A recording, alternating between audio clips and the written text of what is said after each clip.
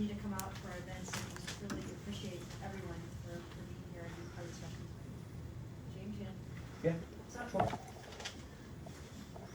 Hi, everybody. Thank you for coming. I am James Karst. I'm the Communications Director at the Coalition to Restore Coastal Louisiana. Thank you. As you all know, food is a very important part of our culture and our traditions here in South Louisiana, and our fisheries are a very big part of that. Because of coastal land loss and climate change, as well as other factors, our fisheries have been changing very rapidly. CRCL has been supportive of the oyster industry and shrimpers, and we are proud to partner with nearly 3 dozen restaurants through our oyster shell recycling program. We hope to ensure that the restoration of our coast includes the preservation of our seafood industry and these cultural traditions. Which brings us to tonight's speaker, my friend Ian McNulty. Ian is a food writer at the Times Picayune. Yes, applause. Ian is a food writer at the Times Picayune, The Advocate, NOLA.com, and he also appears on TV and radio to talk about New Orleans food and restaurants. At the conclusion of tonight's talk, we will have room for Q&A, so please, if you have any questions, hold them until then. And I will try to help facilitate that conversation. And with that, take it away, Ian. Thanks very much. Thank you. Really happy to be here. Thanks everyone for being here. Good introduction. Sometimes when I talk to groups, I like to break down where they may have seen my work or know me, because I've learned over the years that sometimes that's a very different answer. So for people, let's say, in their 30s to 40s, I work for NOLA.com. You're slightly older, maybe it's the Times Picayune or even the Morning Advocate from Baton Rouge. If you're a little north of that, I just say the paper, I'm the guy in the paper, And if way more on the other side of that, I'm the guy who posts way too much on Instagram, and that's probably the way you get to know my work. It's a lot of different avenues to tell a story that I've been telling for a long time here, but in different ways. And I like to break it down by the different venues and avenues that I deliver it, because it does reach people in different ways, and it has changed over time, but it really has been, for me, for a long time, the same central story. And yes, it's where to go eat, it's what restaurants are hot, it's what restaurants are opening or closing, it's what you want to do with your free time and your disposable income. But underlying all that, the thing that doesn't change has been this relationship between New Orleans people and their restaurants. And the way that I discovered that was really a journey of education for me. And it starts out with a question that I get all the time, which is, how did you get a job covering restaurants in New Orleans? Meaning, I would like to do that too. So what steps must I take? What parts of my resume must I burnish? What internships can I get? What fellowships should I pursue? And sorry to say, I did not discover any of those on my path, nor did I even have a path when I started out. So by way of biography, to get into the food culture of New Orleans, I did not grow up here. I did not grow up knowing that gumbo was a birthright. I did not grow up knowing that restaurants were just part of the landscape that inhabited your social and family history. I learned all of this by following people who did grow up with that, who did have that as their part of their civic and social and family DNA. I grew up on the North Shore, by which I mean Rhode Island. But when I moved down here in 1999, I was just bright-eyed, bushy-tailed, right off the eggplant cart, and people told me, "Where are you from? You're not from around here. I can tell by your voice." "Oh, I'm from Rhode Island." And they'd be like, "Never heard of it." But I did assure them it was part of New England. So they say, "Oh, you're from the north." Some of them. Others would say, "Look, kid, don't worry about it. You're going to meet people in Louisiana who think anyone who's from north of I-10 is a Yankee, So just roll with it. So that's how I came to the terms of the fact that I'm just from the North Shore in the same way that my friends who live in California are from the West Bank. But I did not come down here to cover food. I did not come down here to discover restaurants even. I came down here because New Orleans seemed like a very exotic and different place from where I'd grown up. Correct answer. I mean, definitely that was true. But one of the things that led me into discovering what this city that I had moved into was the restaurant culture. Because I knew several things about New Orleans when I moved down here. It had some kind of French heritage, so I was going to have to learn French. No, untrue. And the food was something incredible.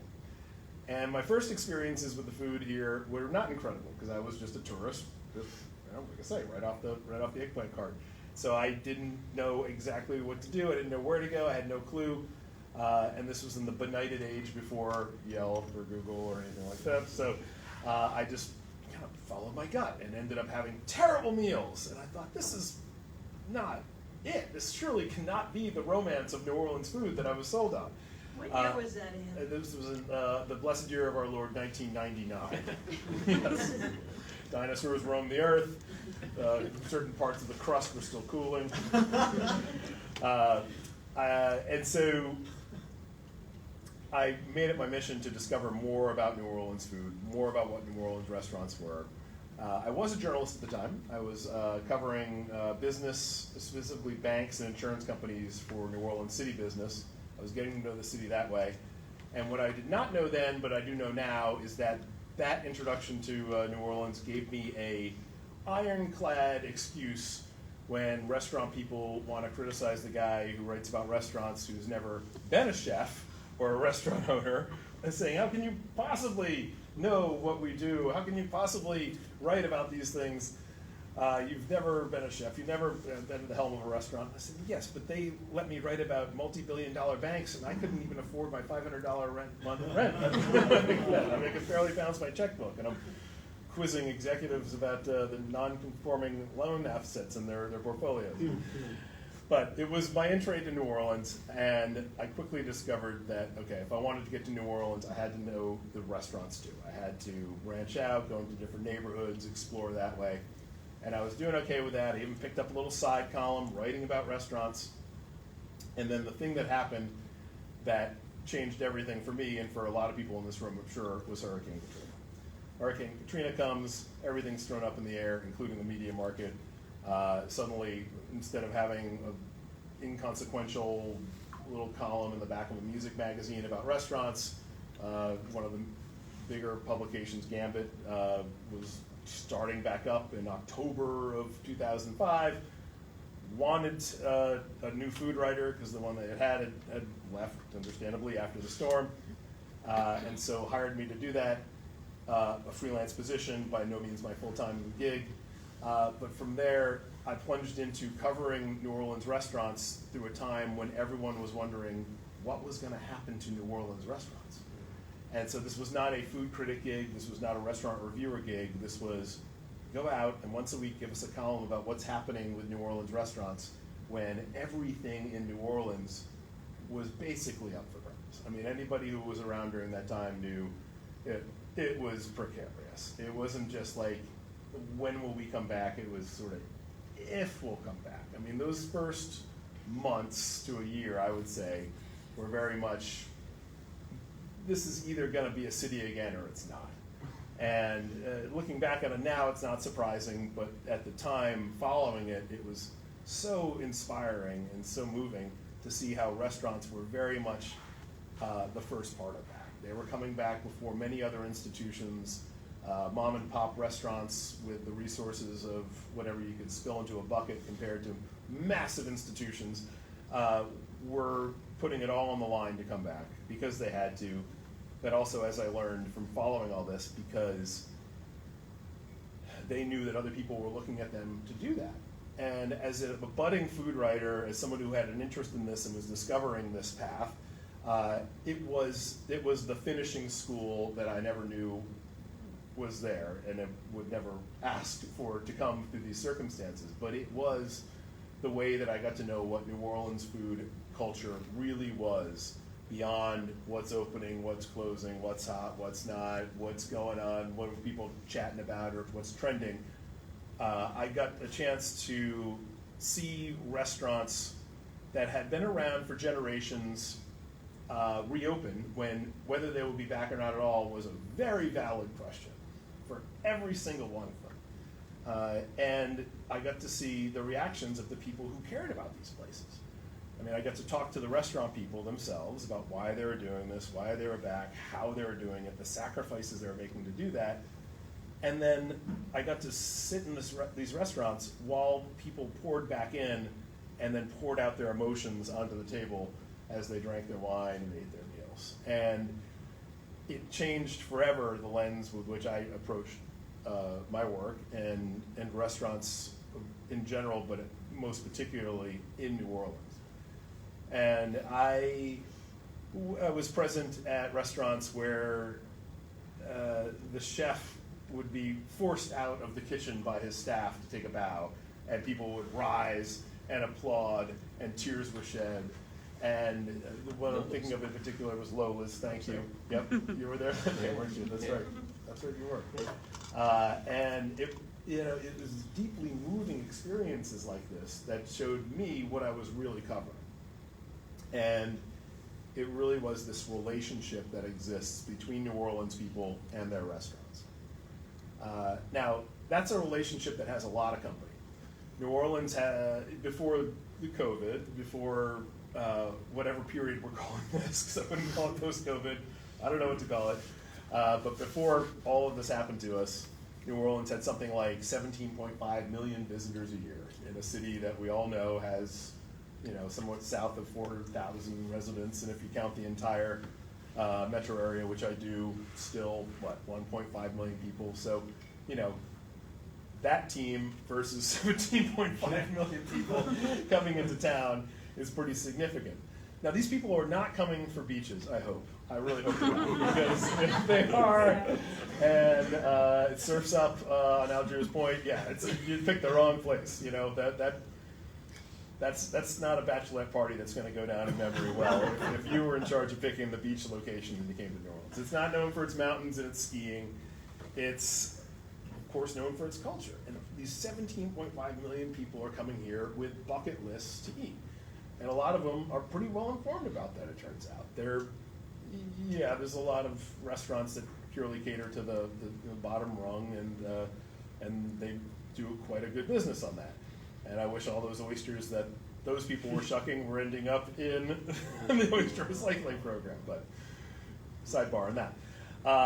They are coming here for the culture, and I truly believe that the New Orleans restaurants they're visiting are the easiest, most direct, and most genuine avenue for people to experience what New Orleans culture is as it is practiced and lived by the locals. You're not going to get invited over to a gumbo at somebody's house. You're not going to get invited over for Sunday dinner if you're from out of town. But you can go to a restaurant and watch and be with New Orleans people doing something they truly love and obsess over, which is going to New Orleans restaurants and while at table talking about New Orleans restaurants. And so through my career, I've tried to track that relationship. I've tried to find the restaurants that tell that story, whether they're new places that are setting a different pace for that conversation, or the places that have been around for decades and even generations that are continuing that for the families, for the regulars, for the people who go there and actually no longer consider them purely business transactions, but a part of the way that they live in New Orleans. The old school places are a great representation of this. Your Antoines, your Galatois, your Arnauds, and as people who live here, sometimes it can be easy to consign those places to the status of, well, these are, how often do we go and do a blowout dinner like that? But when you go there and you see them at their prime, when they're really doing their thing, and we're in that period right now at the holiday season, these are temples of New Orleans culture that are just distilled to the table, to the plate, to the event that people are having there. And they are places where people go not for meals, but for rituals. And what I love to see now is the way that more modern restaurants, newer restaurants, are achieving that status with different generations, with different demographics, and bringing other people into that texture of having New Orleans restaurants as the place where you go and celebrate and you carry on family traditions. And I've seen that with restaurants that are, of course, way out of the bounds of the old traditional French Creole war horses that I'm talking about, but are in fact carrying the story forward, which has been great. But going back to where I left it with the Katrina journey, that was a huge moment in time for the restaurant culture of New Orleans. It was, even after places that we wondered about, will these doors ever reopen? Will these restaurants ever restart?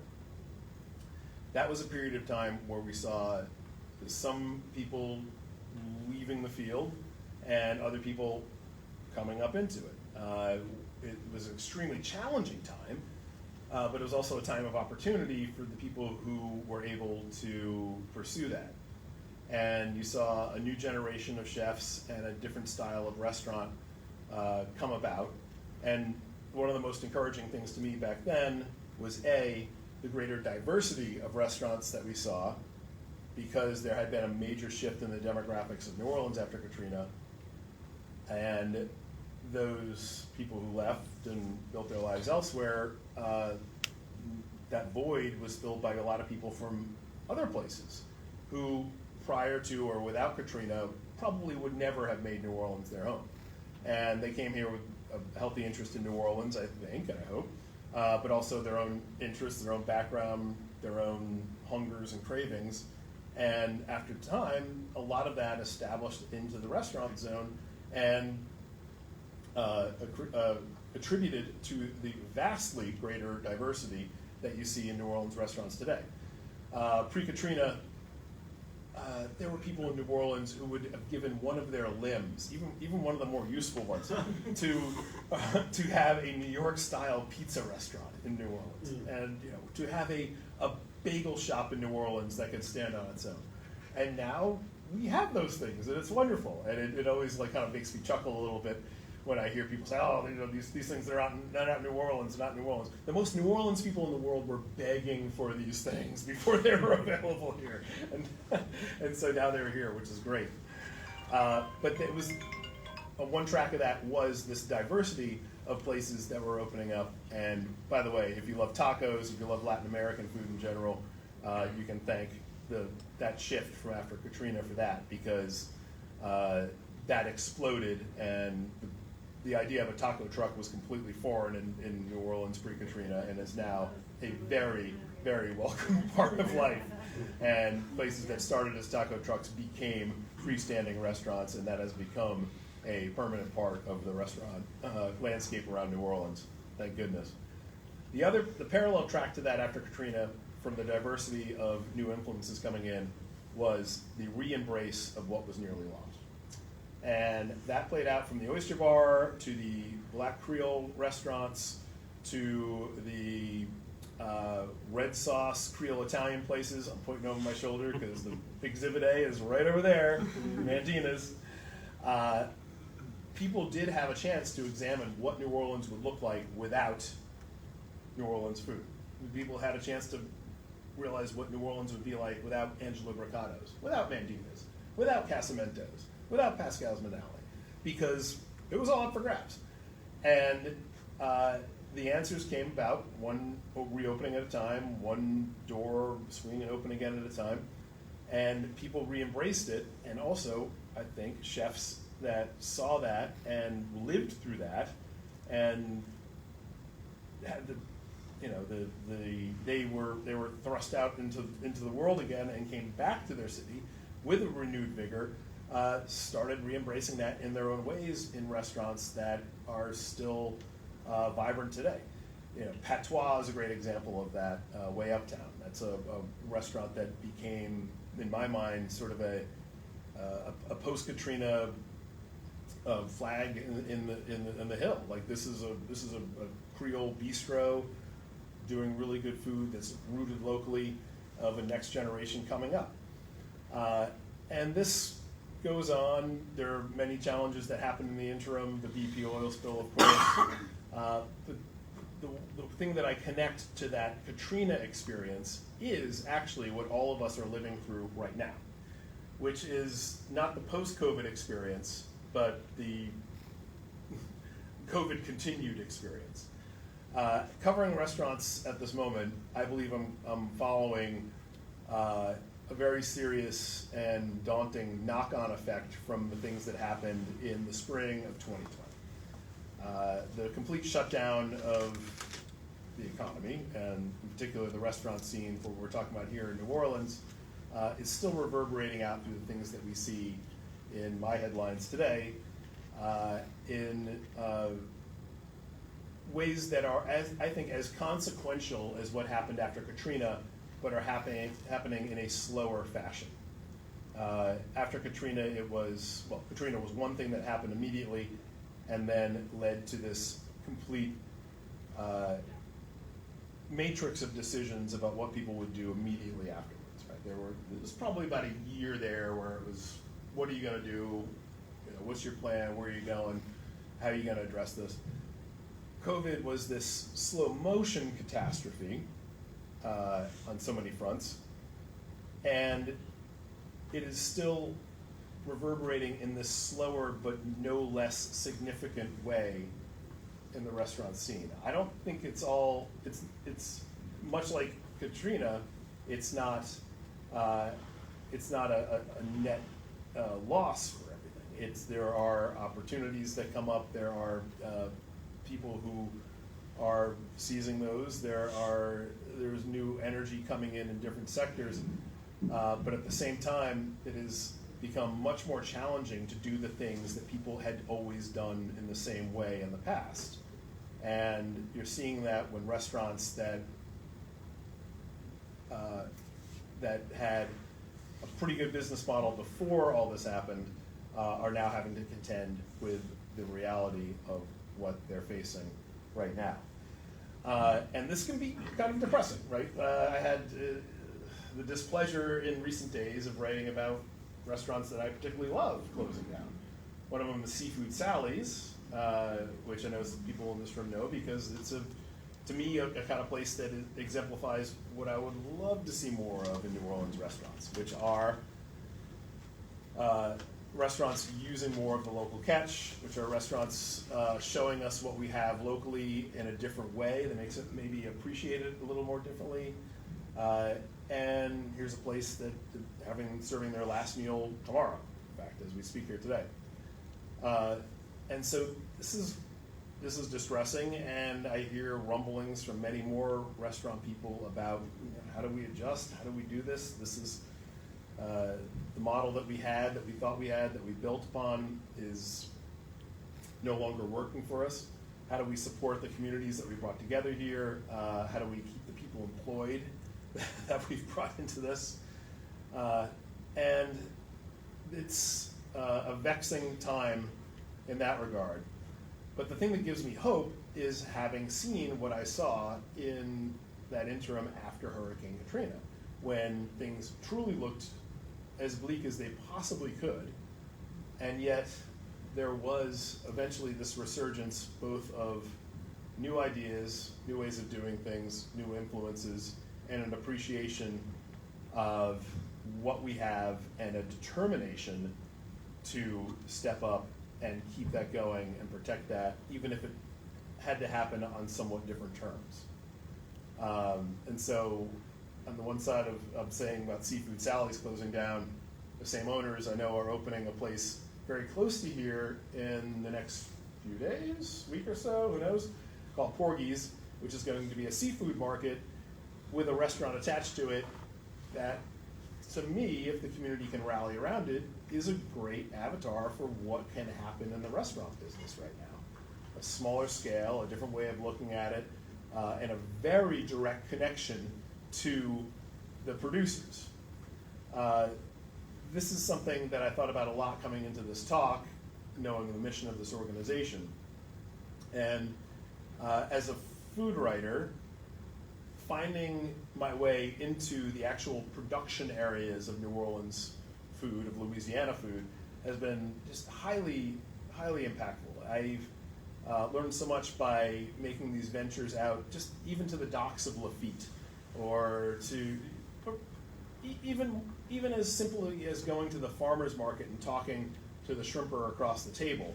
What it actually takes to bring the product that ends up on the menu as something as simple as a shrimp po' boy or shrimp remoulade to market, and seeing the family stories behind these, it does give you not just a connection, but a sense of stewardship for where this is going and what we can do with it.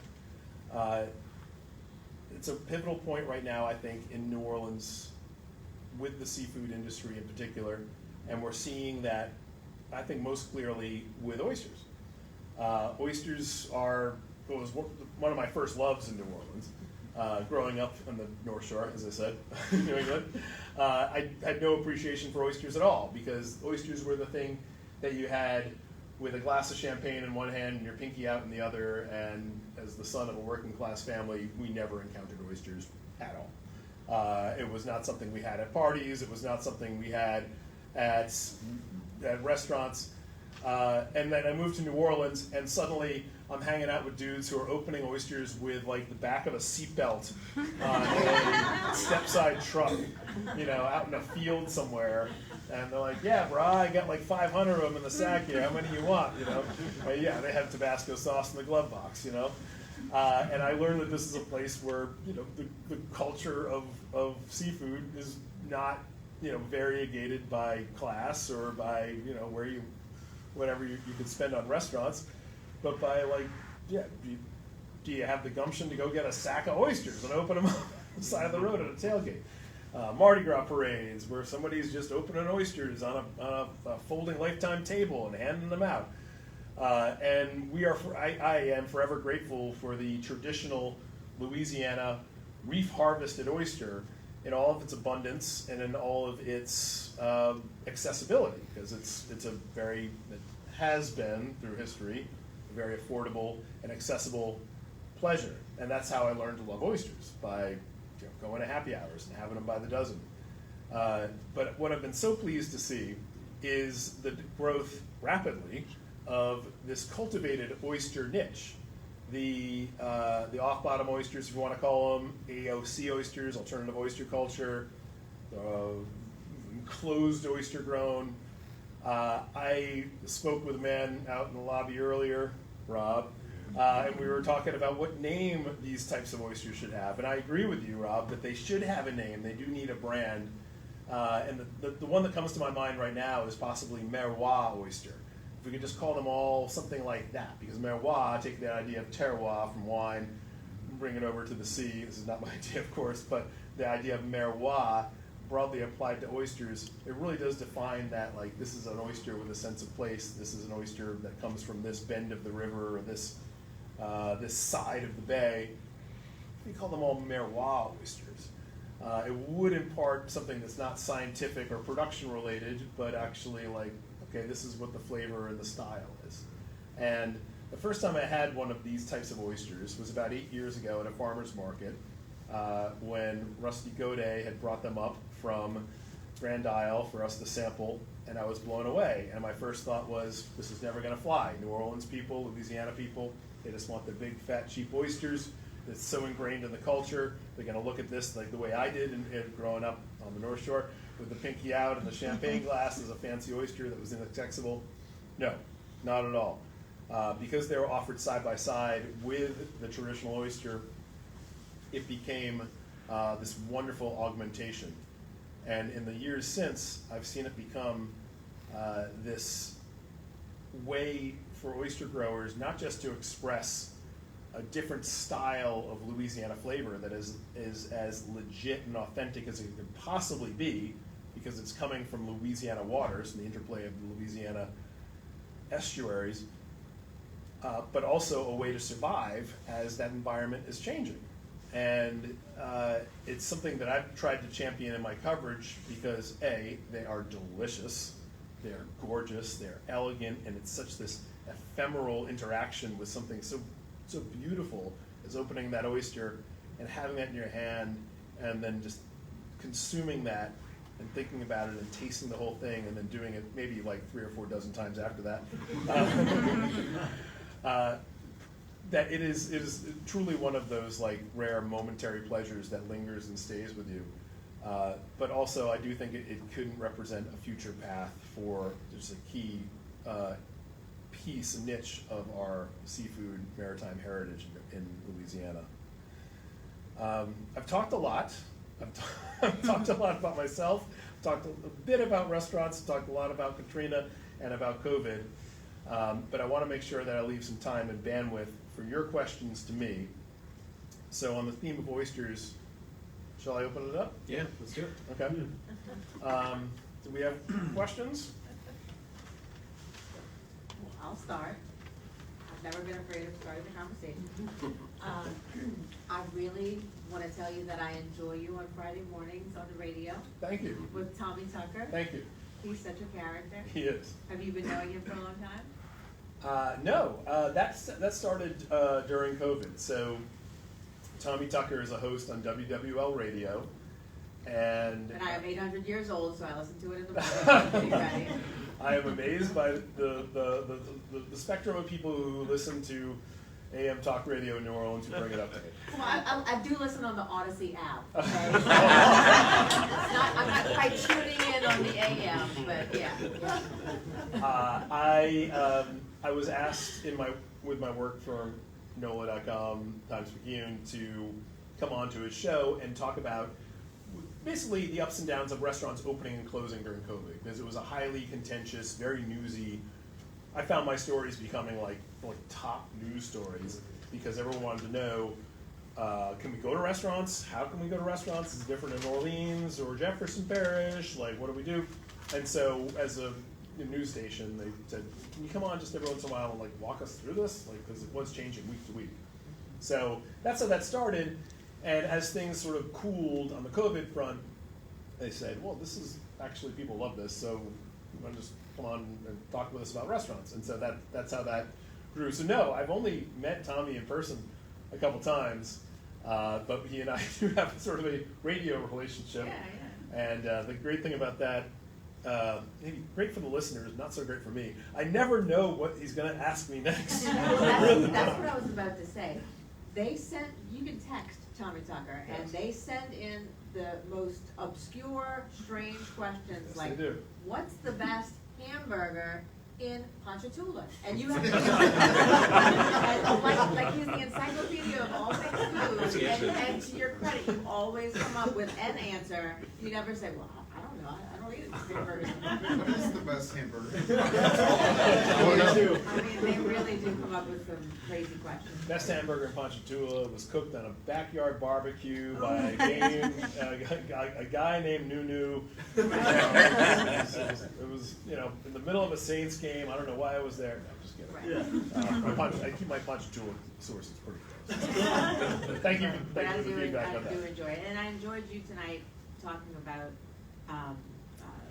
the time after Katrina. Yeah. I think it's so far removed for us that we don't always, doesn't always, elicit feelings that we used to have, but tonight was the first time in a long time that I kind of felt those feelings when we were talking about the time after Katrina, and so I just wanted to tell you, thank you for that. Well, thank you. And it was, I know I was talking about it through the lens of restaurants. But we felt it. Yeah. We went back to that time where we all felt, is this going to be a city again? Mm-hmm. If you were a chain restaurant, and I know we didn't have many of them, there was no question whether you were coming back. You weren't coming back because the bottom line didn't say that this was going to work. But if you were a mom and pop restaurant and your grandparents started this restaurant or this, pool boy stand or whatever, you took whatever insurance money that you had, that you got, and you put it back into your restaurant and you opened it up again. And And- that's why the city came back. And that is, thank you, that is absolutely the value of mom and pop, family-run restaurants, as vexingly difficult as it can be to run these places, because anything that can happen to a mom and pop, to a family, whatever can happen to that business.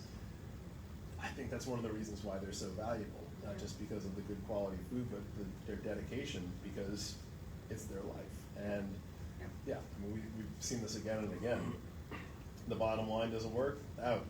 Other people, they will die on that hill. And you know,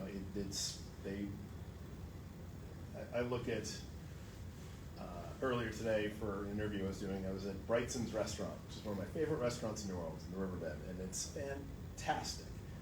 And that man, Frank Brightson, he will keep that restaurant going no matter what it takes. It's a very successful restaurant, but because he knows what it represents, not just to himself, and he's at an age where he probably could retire, frankly, but he knows what it represents to his customers and to the people who work there and the younger people he's bringing through, and that doesn't happen without personality and without family and without roots, and we're all the better for having those places. So thank you for that point, Mickey. Al? Oh, sorry. Ian, yeah, back to oysters. Yes.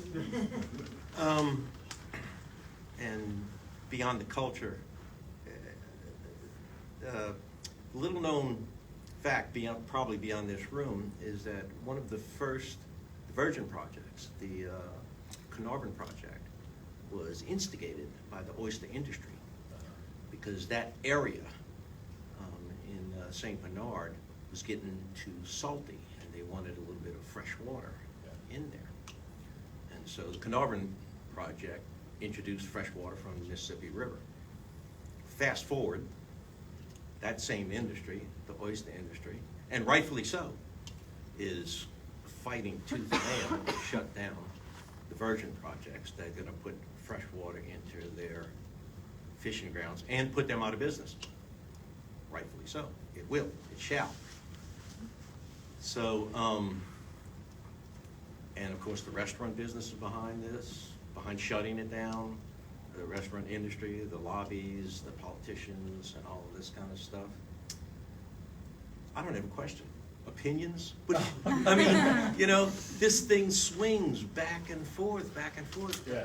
It's like there's no overall big winners in the whole system. There are going to be losers and there are going to be winners. But I'm looking at the long term here. You've got to have a city in order to have a culture, in order to have this idea that you're selling about New Orleans food. And if the line's at the gate, you know, with coastal restoration and with what's going to happen to the future of the coast. Clock is ticking. Yeah, it doesn't do any good to, I mean, the way I look at it is, without New Orleans, you don't have this idea of New Orleans food, New Orleans culture. You know, this is not something you can uproot and relocate to some higher ground, just, you know, some suburb of Baton Rouge. We're all going to go up there sometime. This is, you know, it's not. And so, yeah, that's the big picture. What I've seen just in my pursuit of what's happening in the restaurants and with the product that they're getting are really hopeful ways that people are learning to adapt to a changing condition. And the best one I can think of, and I mentioned at the Oyster Bar out there earlier, by the way, Elysian Events, fantastic, what a great oyster bar, was Bayou Rosa Oysters, which is a brand of oysters that comes out of the mouth of the Lafourche River down there at the end of it, and it's down at the end of Bayou Lafourche. They are a multi-generation oystering family that just about got out of the business. You know, they're a Homa Nation family that had been harvesting oysters the old-fashioned way for generations. The grandpa was out there with a rake and a pirogue getting oysters off the bottom. And then it wasn't working anymore. You know, the water was too salty, the reefs were inaccessible, and he was encouraging his family just to get out of the business, go do something else, anything else. And they discovered what we're calling off-bottom oysters, perhaps Merwa oysters. And it turned it all around. And the next generation of the family picked it up, and they're continuing this, I think it's 4-generation long heritage of oystering on this plot of, what do we call it, water, estuary, by a very different means. And they're doing these Merwa oysters and selling them at places like Sidecar, and Cruder Brown's now does these oysters, Five's Oyster Bar, and I've had them and they're fantastic. And it is a Louisiana oyster that just tastes amazing, is different, is elegant, and is also more sustainable in a business model for this family. And is that the future? I don't know. I mean, I know the traditionally harvested oysters are the basis of the entire oyster culture of Louisiana, which is oyster po' boys and oyster happy hours, and the folks that I met years ago shucking oysters with the seatbelt. But you know, if the world is if Atlas is tilting, you got to find a way to still make it happen. So you see some adaptation, I some do too. evolution. Yes, I do.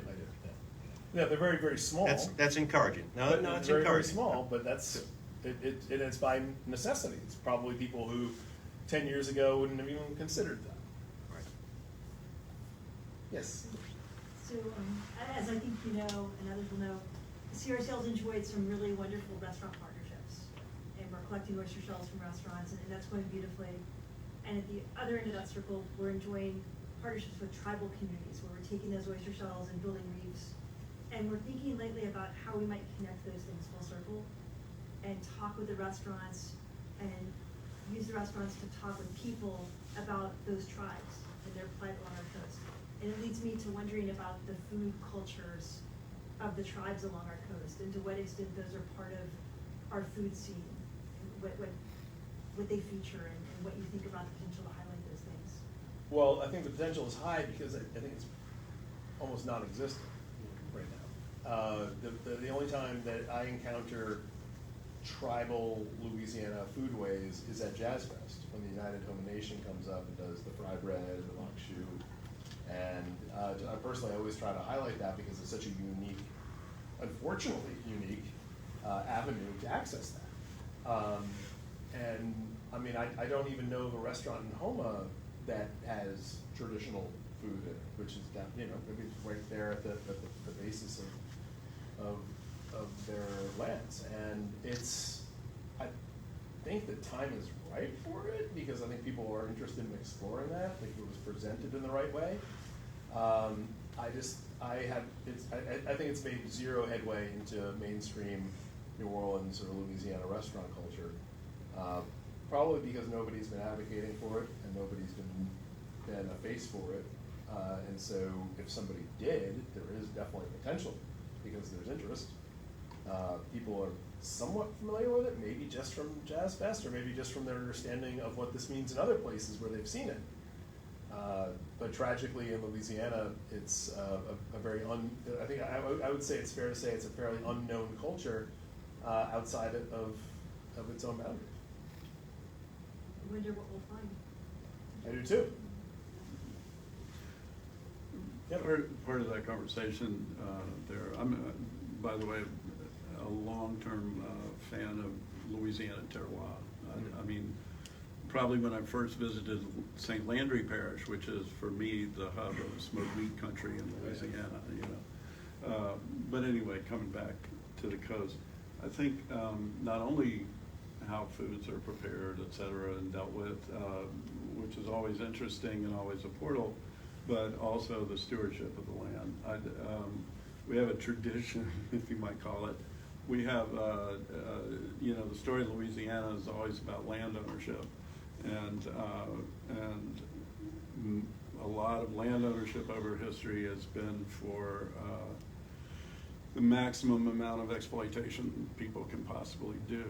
And now part of what's happening now is people are realizing that's a limited resource and a changing resource. The other thing on the positive note that you're talking about, I think, is you can point to some of the stories. Tabasco being an oyster story, you know, the McElhenney family, Tabasco being the first international Louisiana brand. McElhenney went up the coast because back then in the right after the Civil War, they moved out of New Orleans, moved to Avery Island. He raised and made these little jars of Tabasco, and they were in the oyster business over there. And so he would go up all the oyster bars, oyster saloons in the East Coast, and drop little bottles and say, if you like this, order them from Avery Island and stuff. And that's the beginnings of Tabasco. So that was an unexpected consequence of an adaptation. The other thing, just before you arrived, Paul Prudhomme and Frank and everybody opened, Frank, by the way, opened K. Paul's. He ran the kitchen at K. Paul's for what, a year and a half, 2 years or whatever, before Paul came on board. But anyway, they fished out redfish, and the restaurant started serving drum. Drum was a trash fish, and drum has become the food of choice. Well, and all. So there was an adaptation. Seafood Sally's and Porgy's, perhaps, and other places that I've seen doing this. Like, let's harvest more. Let's use more of the harvest that's coming out of the Gulf. Right. Triple tail, delicious. Blue runner, fantastic. I had it raw the other night at this sushi bar called Sukiban on Oak Street. I've never had raw blue runner before, and it's great, and it's readily available. Mackerel, Spanish mackerel out of the Gulf. You never see this on restaurant menus. It's, by all accounts, prolific there. Yeah. The other part too, are you having conversations, I'm having conversations with fishermen about waste. Are you having conversations with restaurateurs about the possibilities of, can they harvest the waste fish? Yes, and there are few, but encouragingly a few more that are interested in this. And whenever I encounter a fish that is unusual to me on a menu and is actually local, I'm highlighting it because personally, I want to taste it. Like selfishly, greedily, I want to have all of the fish. I want them to be more available. And I don't want to just have the same 5 fish. I want to be able to go to a restaurant, whether it's a sushi bar or a traditional New Orleans restaurant, and have different kinds of fish. Layous is on Bienville Street, over here. I was having lunch there the other day with some relatives over the holidays. On the wall, they have a menu from, let's say, the 60s. Spanish mackerel, printed on the menu. Always available. You never see that at restaurants anymore. Yeah. But yet, it's out there in the Gulf. Why? Taste change? I don't know. But it was a fantastic fish every time I've had it at these specialty places that are bringing it up. And so I think it's one of the things incumbent on me, as somebody with a microphone and a voice, to tell people about these things. That it's not just drum, catfish, flounder, the occasional pompano. Like, it's much broader and much richer.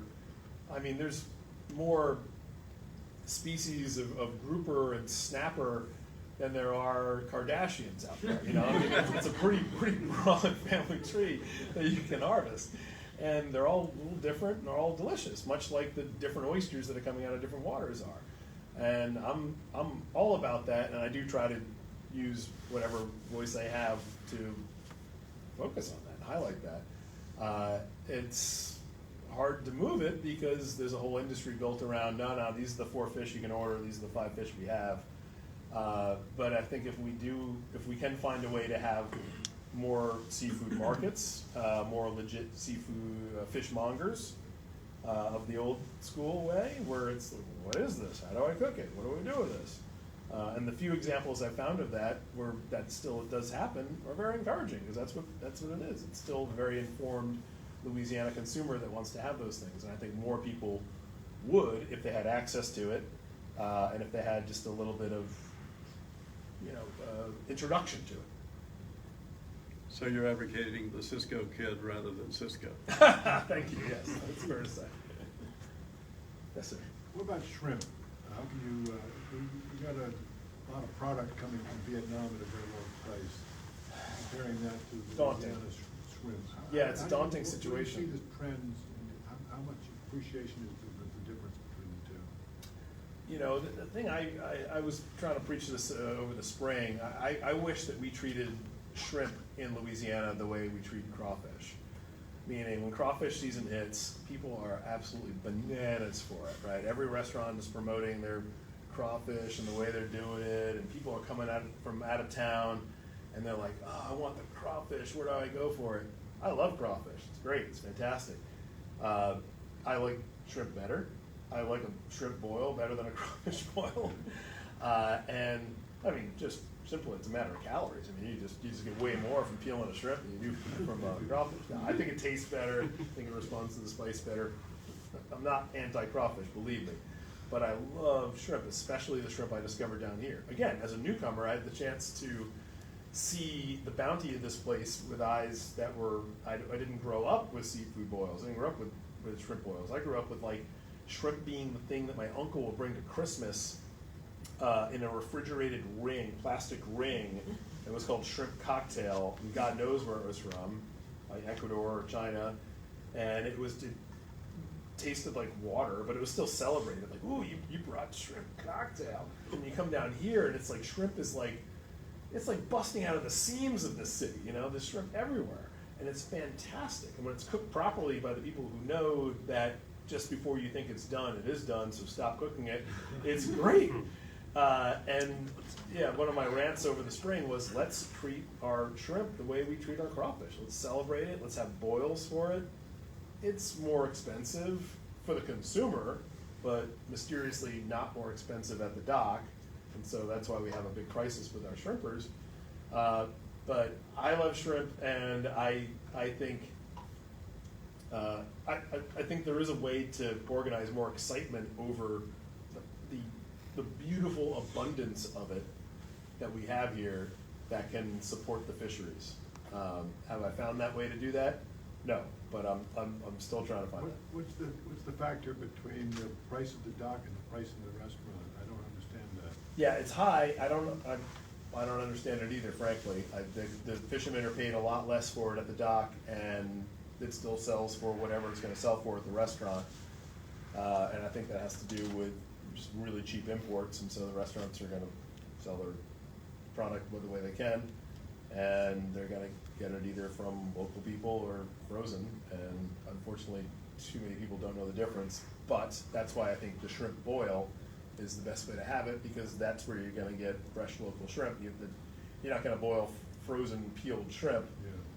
If you do, don't invite me to your party. But you're gonna, you're gonna go to the guy with the ice chest down the street, or you go to the shrimp lot, or go to the farmer's market and get great shrimp and boil it, and that's the best expression of shrimp, I think.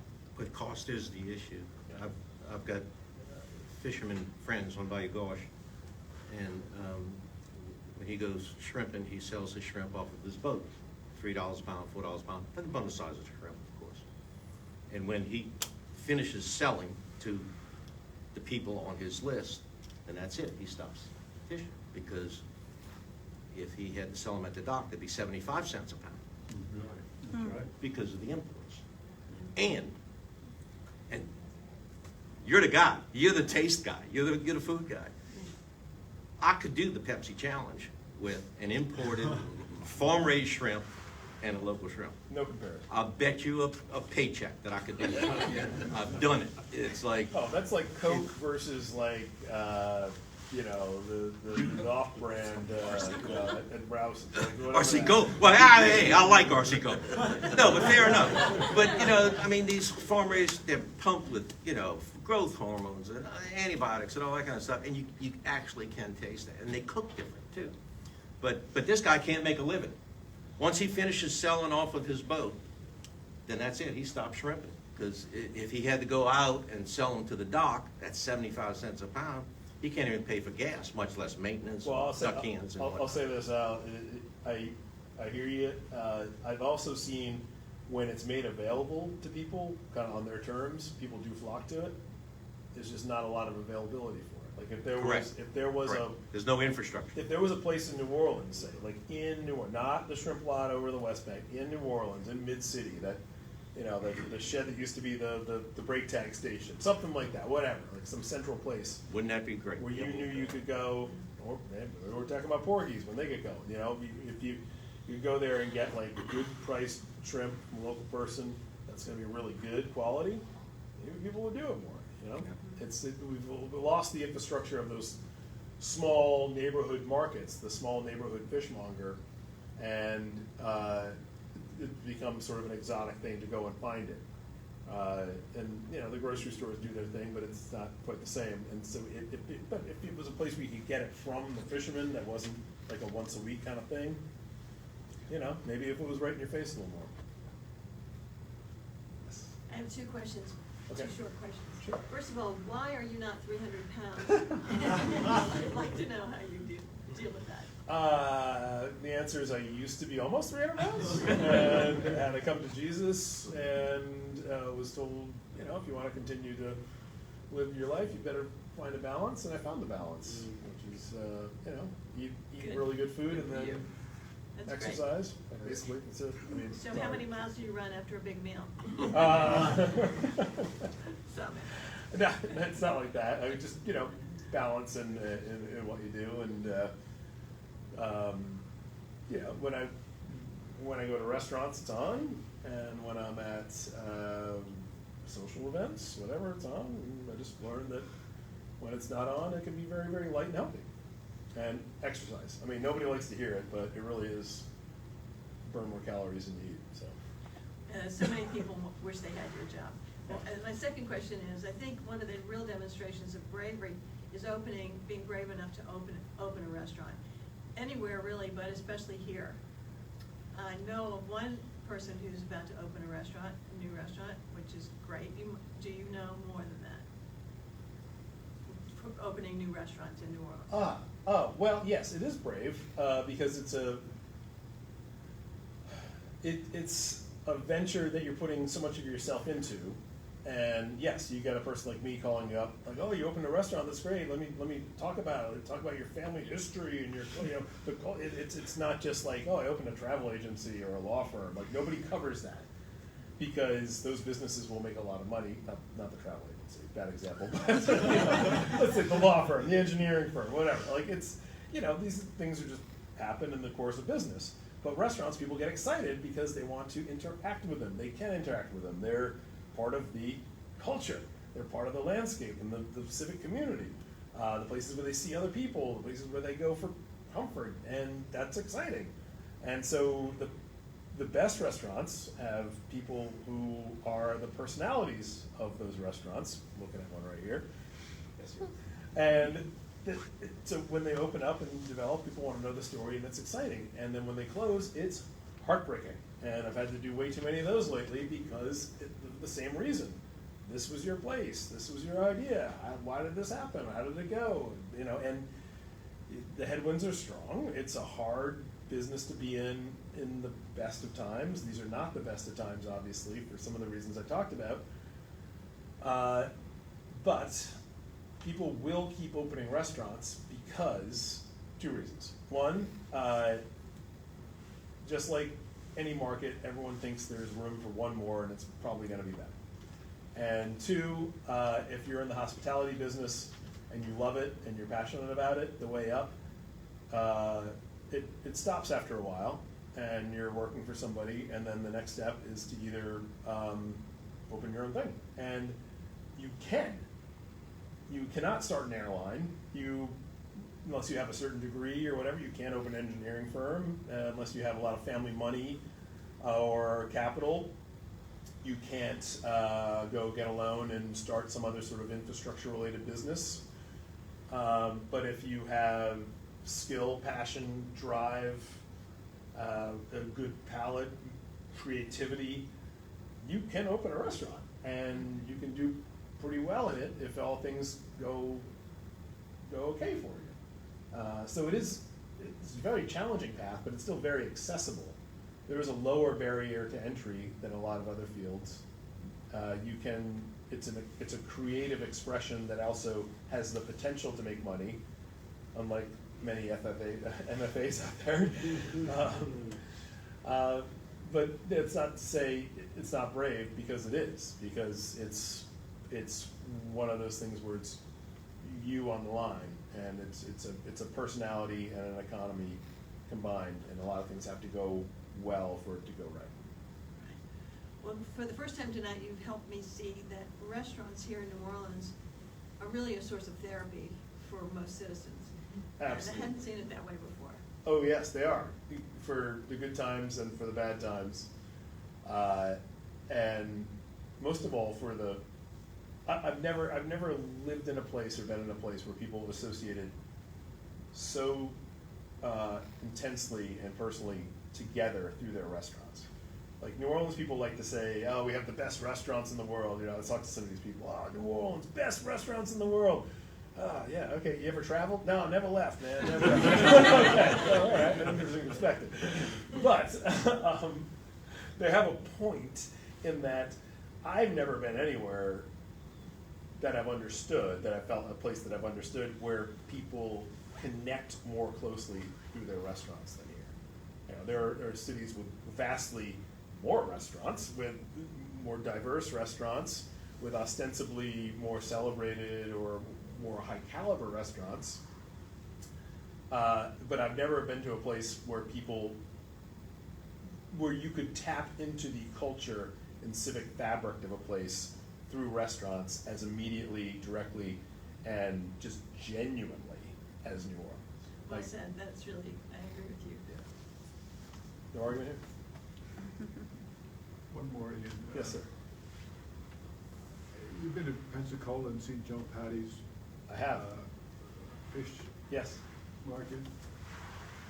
It seems to me that you need to achieve a significant scale to run a fish market successfully. And I think the little mom and pop seafoods store is maybe the wrong model for today. Maybe we need to have something that's a large scale Pike's Market type of image, or what we're trying to achieve, because New Orleans really lacks a good retail fish market. Well, I agree with you. And people ask me about Joe Patty's in Pensacola all the time. It's a huge place. It's right there against the water. The boats pull right up. The atmospherics are spectacular over there. Yeah. Well, it's the kind of place where, like, if you go to Pensacola, you have to go to Joe Patty's, right? Yeah. Like, New Orleans is a seafood town, or the hub city for this gigantically productive and beautiful estuary. Where is the place where everyone has to go when they come to town to see that, right? It's not the French market.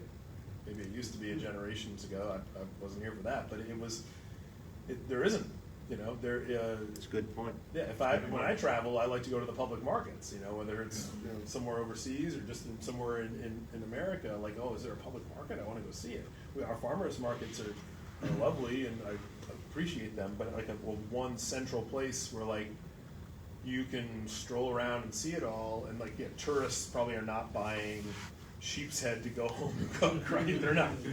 But maybe it's the place where the restaurants all go. Maybe it's, we are seriously lacking that. But so in the lack of that, I'm trying to encourage and cheer like smaller versions that are doing that have found whatever their definition of success is of doing that. And I personally would love to see that. Joe Patty's is a different example because it's right there on the water. We're not right there on the water, right? It's a pretty good distance between the docks and New Orleans. And so that's a hurdle. But also 17.5 million visitors a year in a good year. A lot of them want to go do stuff besides sing karaoke at the Cat's Meow and have red drink at O'Brien's. You got to give them something in between. That's the kind of place I would love to go see. And if there was a sushi stand or a little crudo hut, or it's going to term crudo hut. Crudo huts. New Orleans needs more crudo huts, or a boiled seafood place, or a place frying seafood, whatever. Like right there on the periphery with some drinks and some daiquiris. I think there's potential. I think it nice idea. I do I too, see a huh? lot of trucks driving around town that are the push seafood trucks. They're delivering to the restaurants. And they're the best seafood available in those trucks. Yeah. And they take the cream off the top. Well, there's a lot more cream out there. I hope so. Yeah. Well, and it used to exist. I don't think it would pass a smell test today. But as a kid, I'd go down to the French market, and there was turtles and frogs and speckled trout and redfish. I mean, you literally go pick your live turtle out of a bin. For a pet or? No. and they would clean them for you right there on the, and frogs. And I mean, as a kid, I remember doing that in the French market. That was the French market. Yeah. Way before you moved from the North Shore to here. I'm talking about. The French Am I market. lying? I'm lying. The French market supplied the restaurant business downtown as well. That was it. You know, and all that. Here we've got Shrimps, commercially, maybe we got Westwego Fish Market, and we got the Big Three in Bucktown. And the as- Vietnamese as market on Saturday. local- Yeah.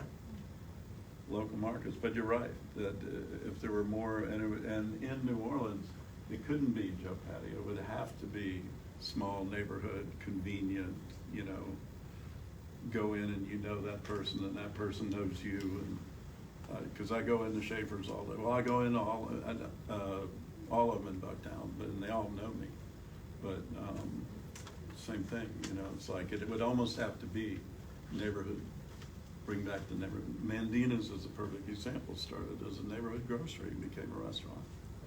Well, it's happening maybe one at a time. We'll see. American Seafood is a great example right now in Gentilly. We've got a little open air seafood stand. I love that. Yeah. And who is that on Haynes? Keston. Keston. Yeah.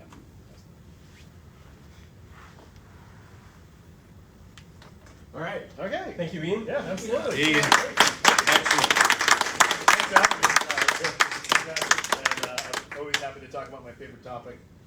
And I always love getting the questions that passionate New Orleans people have about their favorite topics. Yeah. Well, that was great. I wanted to thank everybody for coming. We still have a lot of food here, so please help yourself to some more oysters, some more crab claws, etc.